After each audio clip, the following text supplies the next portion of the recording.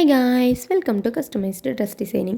இந்த மாதிரி full floral maxi with full hand ஸ்லீவோட எப்படி கஸ்டமைஸ் பண்ணுறதுன்னு பார்க்கலாம். ஃபஸ்ட்டு நம்மளோட பாடி மெஷர்மெண்ட்டை கரெக்டாக எடுத்துக்கணும். ஏன்னா நம்ம ஃபிட்டிங் அண்ட் ஷேப் கரெக்டாக வரணுனாலே மெஷர்மெண்ட் வந்து கரெக்டாக இருக்கணும்.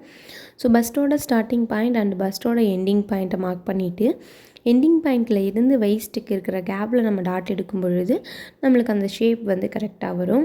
And full hand sleeve. So ஸ்லீவோட ஃபுல் லென்த் ப்ளஸ் கேதரிங்க்கு எக்ஸ்ட்ரா கொஞ்சம் கிளாத் விட்டுட்டு நம்ம கட் பண்ணி எடுத்துக்கணும். அண்டு நம்ம கட் பண்ண லைனிங்கை நம்மளோட ஒரிஜினல் மெட்டீரியலில் வச்சு கொஞ்சம் எக்ஸ்ட்ரா கிளாத் விட்டு நம்ம கட் பண்ணணும். ஏன்னா அடிக்கும் பொழுது நெட்டட் மெட்டீரியல் அப்படிங்கிறதுனால கொஞ்சம் துணி நெகிழ்ந்து போகிறதுக்கான சான்சஸ் இருக்குது.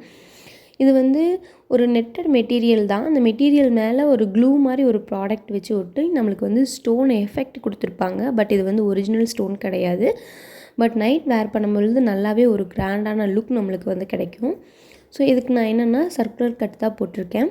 சர்க்குலர் கட்னாலுமே சென்டரில் மட்டும் ஹிப்பு கட்டை கொஞ்சம் ஃப்ளீட் வர மாதிரி எக்ஸ்ட்ரா ஃப்ளோனஸ்க்காக கொஞ்சம் ஃப்ளீட் வர்ற மாதிரி மெஷர் பண்ணி எக்ஸ்ட்ரா கிளாத் விட்டு நான் கட் பண்ணி எடுத்திருக்கேன்.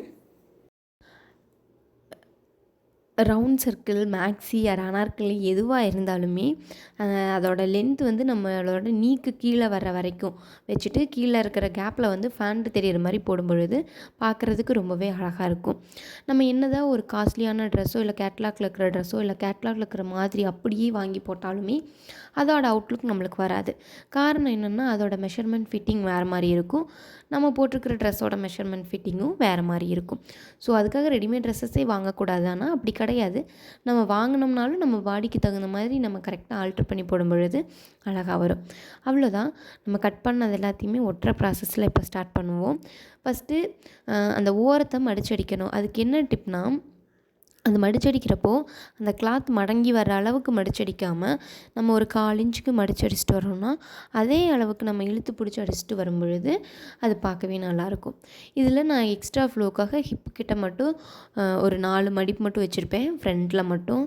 அது பார்க்குறதுக்கு இன்னுமே ஒரு நல்ல ஒரு ஃப்ளோவாக ஒரு எக்ஸ்ட்ரா கிளாத் இருக்கிற மாதிரி முன்னாடி பஃப்னு இருக்கும். அதுக்காக வச்சேன். இந்த மாதிரி நெட்டட் கிளாத் நம்ம அடிக்கிறப்போ என்ன பண்ணணுன்னா கொஞ்சம் எக்ஸ்ட்ரா கிளாத் விடணும். துணி ஈஸியாக நெகிழ்ந்து வந்துடும் அதுக்காக. அண்ட் இதுதான் இதோட ஃபைனல் அவுட்லுக். இதுக்கு நான் ஒரு க்ரே கலர் ஷால் போட்டு பேர் பண்ணியிருப்பேன். பார்க்கவே ரொம்ப அழகாக இருக்கும். இதே மாதிரி ட்ரெஸ் உங்களுக்கு கஸ்டமைஸ் பண்ணனாலோ இல்லை இதே ட்ரெஸ் உங்களுக்கு கஸ்டமைஸ் பண்ணி வேணும்னாலோ கஸ்டமைஸ்டு ட்ரெஸ் டிசைனிங் இன்ஸ்டாகிராம் பேஜுக்கு டிஎம் பண்ணுங்கள். லிங்க் நான் கீழே கொடுக்குறேன். தேங்க்யூ ஃபார் வாட்சிங் திஸ் வீடியோ.